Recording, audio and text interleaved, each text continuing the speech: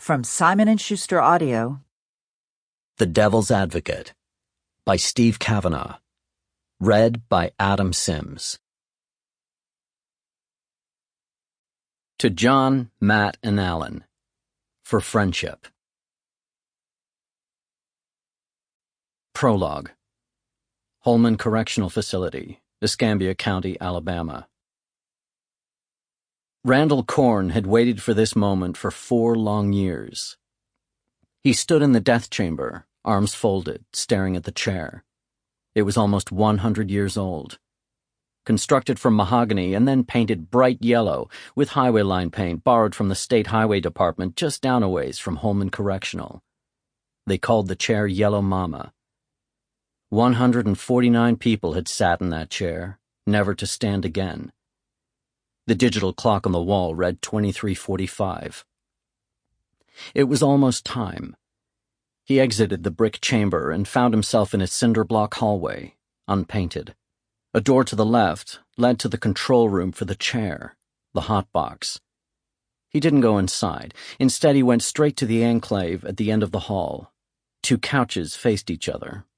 On one sat a priest, on the other were the execution team. 4 corrections officers trained to get the prisoner from his death cell to the chair and strap him in, all in under 2 minutes. Korn waved a hand at the death team, and the lead officer nodded back. He ignored the priest.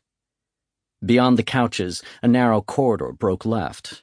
At the end of that corridor, a small barred cell, and inside it, sitting on the cot, watching TV, was Darius Robinson.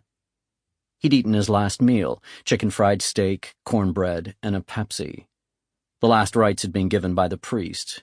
His head and left calf had been freshly shaved. One man stood between Darius and Yellow Mama. His name was Cody Warren. Cody was outside the cell, using the phone fixed to the wall. Korn knew exactly what Cody was doing. He was on the phone to the governor's office, waiting while Governor Chris Patchett looked over the papers Cody had sent through, appealing for a stay of execution.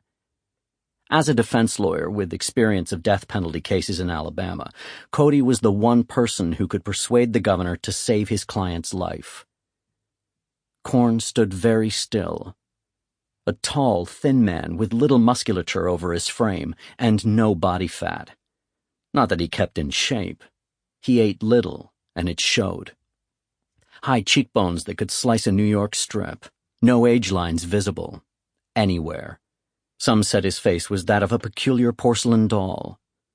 With his dark hair Sample complete. Ready to continue?